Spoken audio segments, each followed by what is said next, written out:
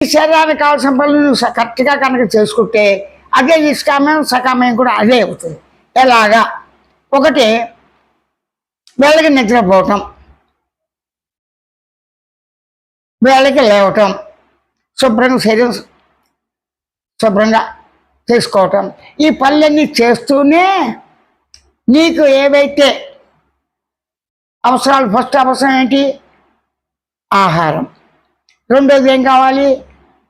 వైద్యం. ఈ రెండో అవసరంగా అదే బతకడానికి ఏం కావాలి? ఆహారం కావాలి. కాబట్టి నీ వృత్తిలో నువ్వు న్యాయంగా ఉంటూ ఆహారం తీసుకో. అదే ఆహారాన్ని నీ తోటి వారికి, తల్లి తండ్రి గురువు అతిథులు ఎవరైనా కావచ్చు, నీ మిత్రులు వాళ్ళందరికీ ఇస్తూ కూడా అది ధర్మం. అది చేయవలసిన బాధ్యత. బాధ్యతలలో ఫలాపేక్ష ఉండదు. కానీ అలా రావట్లేదే. కానీ నీ శరీరాన్ని శుభ్రంగా స్నానం చేసి అన్నీ చేసిన తర్వాత నీ మనసుని అడుగుతావు, ఓ మనసా నువ్వు కష్టపడి చేశావు, నీకు ఏ ఫలితం కావాలి, ఆ ఫలితం ఇస్తాను, నీకు బహుమతి ఇస్తాను అని చెప్పి బుద్ధి అంటుందా? మనసు అంటుందా? మనసు ఏంటి? ఏదో పని చేస్తూనే ఉంటుంది శరీర సంబంధంగా. ఈ చెయ్యితో అనేక పనులు చేశావు, ఈ చెయ్యి అడుగుతుంది, నువ్వు అలసిపోయావు, నేను చేస్తానంటుంది. అలా కాదు, నేను చేసాము, నువ్వు చేసే పని నువ్వు చేస్తున్నావుగా, నువ్వు చేసేప్పుడు నువ్వు ఒక కాలు ముందు చేసినప్పుడు వెనక కాలు వెనకుందని అపజయం కాదు. ఈ కాలు తీసి బయట ఇంకో కాలు పడితే కానీ నడక. కాబట్టి తను గమనించే లక్షణాలతో, తెలుసుకునే లక్షణాలతో, గుర్తించే లక్షణాలతో తాను ఉన్నాడు. అంటే గుర్తించడం, గమనించడం, తెలుసుకోవటం కూడా పనేగా. దేన్ని గుర్తించావు? దేన్ని గమనించావు? దేన్ని తెలుసుకున్నావు? ఈ శబ్దరూపంగా దేన్ని ఉద్దేశించి అన్నావు? భావంతో దేన్ని అంటున్నావు అంటే నువ్వే. నీ దేహభావంతోనే నీవు అనుకునేవాడిగా, గమనించేవాడిగా, తెలుసుకునేవాడిగా, గుర్తించేవాడిగా ఉంటూ నీ నిత్యావసరాలు తెచ్చుకుంటున్నావు. నిత్యావసరాలు ఎలా తీసుకుంటావు? దేహం తన అవసరాలు తను తీర్చుకోలేదుగా. కానీ ఏంటి? అది జడ పదార్థం, అచైతన్య పదార్థం. కానీ ఈ దేహం తనలో ఉన్న అన్ని అవయవాలు వాటి పనులు అవే చేసుకుంటున్నాయి, స్వేచ్ఛగా చేసుకుంటున్నాయి. ఊపిరితిత్తులు చేసే పని లివర్ చేస్తుందా? కిడ్నీ చేసే పని చేస్తుందా? చేయదు. ఒక సమయంలో చేస్తాయి, ఒక సమయంలో చేయవు. అన్నీ పర్ఫెక్ట్గా ఉండాగా. ఈ పర్ఫెక్ట్గా ఉండాలంటే నువ్వేం చేయాలి? గుర్తించి గమనించి తెలిసిన లక్ష్యం ఏది? ఊపిరితిత్తులు మేము ఊపిరితిత్తులం, శ్వాస విశ్వాసాలు మేము జరుపుకుంటామని చెప్పి శ్వాస కానీ, ప్రాణం కానీ, ఈ వాయు పదార్థం కానీ, ఆకాశం కానీ, అణువులు కానీ మాట్లాడతాయా? అప్పుడు మాట్లాడేవాడెవరు? నేను. గ్రహించేవాడెవరు? నేను. తెలుసుకునేవాడెవరు? నేను. గుర్తించేవాడెవరు? నేను. శబ్దం చేసేవాడెవరు? నేను. భావించేవాడెవరు? నేను. నేను ఎలా ఉన్నది? నేను ఉనికిగా ఉన్నది. నేను ఎలా ఉంది? అనుభవానుభూతిగా ఉంది చైతన్యంతో. నేను ఎలా ఉంది? ఆనందంగా ఉన్నది. నేను ఎలా ఉంది? నిద్ర కళా మెరుగుతో, సహజంగా నిద్ర కళా మెరుగుతో పోతూ ఉన్నది అని. నేను నిద్రపోవటం పనే కలగంట పనే కదా, మేల్కోవటం పనే కదా. అది మేల్కొన్నప్పుడు దేంతో చేసేటువంటి అనుబంధాలు ఎక్కువగా ఉన్నాయా?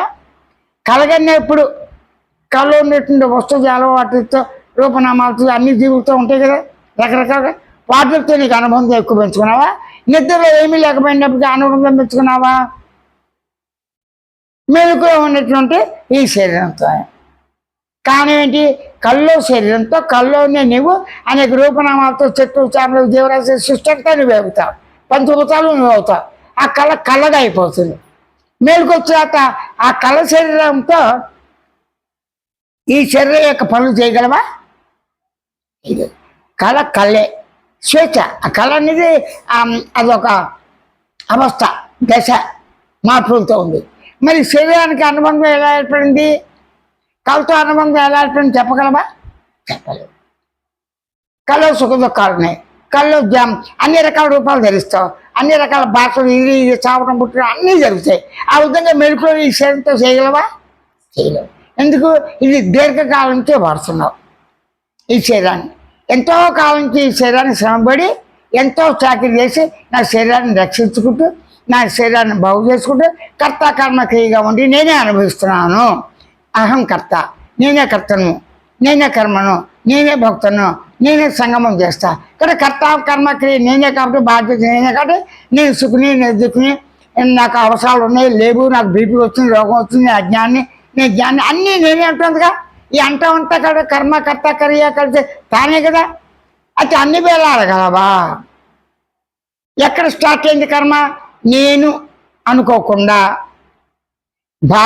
అసలు ఏదో ఒకటి అనుకోకుండా భావించకుండా మన్నం చేయకుండా సంకల్పించకుండా ఆలోచించకుండా స్మరించకుండా ఉండగలవా? పోనీ గమనించకుండా ఉంటావా? తెలుసుకోకుండా ఉంటావా? గుర్తించకుండా ఉంటావా? శబ్దం చేయకుండా ఉంటావా? భావించకుండా ఉంటావా? అంటే ఇవన్నీ ఖచ్చితంగా రోజు ఉండి తీరాలి. అంటే నేను ఉన్నాను, నేను ఉన్న చోట అనుకునేవాడు, గుర్తించేవాడు, గమనించేవాడు, తెలిసినవాడు అన్నీ తానే. నేను ఎలా ఉన్నది? ఉనికితో. అంటే ఉనికి తన స్వరూపమే.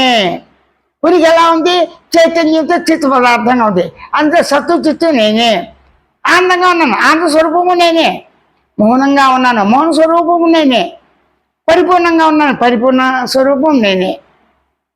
స్వేచ్ఛతో ఉన్నాను, ఆ స్వేచ్ఛ కూడా తానే కదా.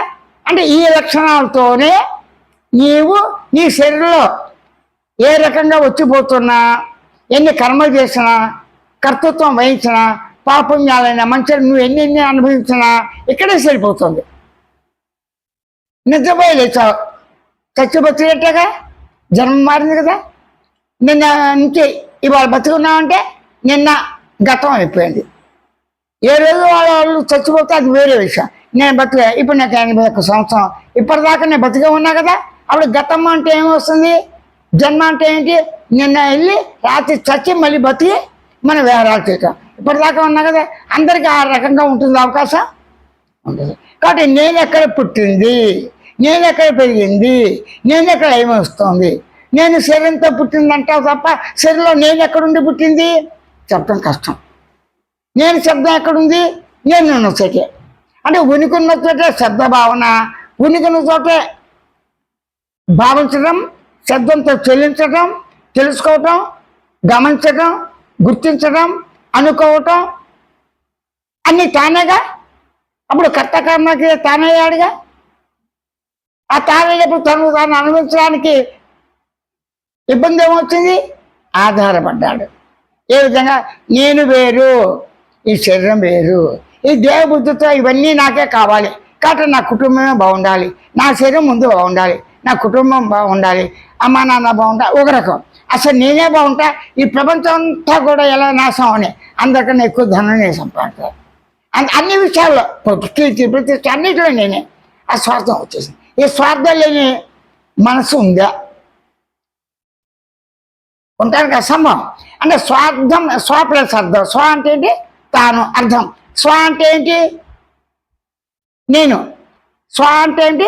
తనకు తానే తెలుసుకున్న, గుర్తించి, గమనించి ఉన్న ఉనికే అర్థం. స్వ ఉన్నది ఉనికితో, స్వ ఉన్నది చైతన్యంతో, స్వ ఉన్నది ఆనందంతో, స్వ ఉంది మౌనంతో, పరిపూర్ణంతో, స్వేచ్ఛతో అని ఆ లక్షణాలతో ఉన్న లక్షణాన్ని అవగాహన చేసుకుని ఊరుకుండు.